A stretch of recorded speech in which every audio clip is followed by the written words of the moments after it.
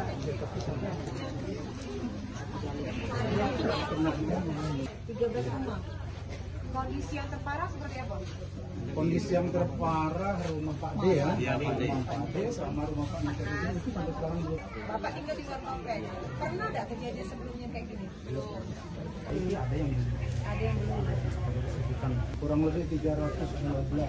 312 ini rumahnya sudah dihuni semua. Kurang lebih 70. Dari awal, Pak. Nanti kita fasilitasi melalui kecamatan kelurahan, kita panggil itu di properti akad ya. Kalau memang mereka kepengen, Supaya bisa difasilitasi dan iya ditengahi lah ya. betul kan?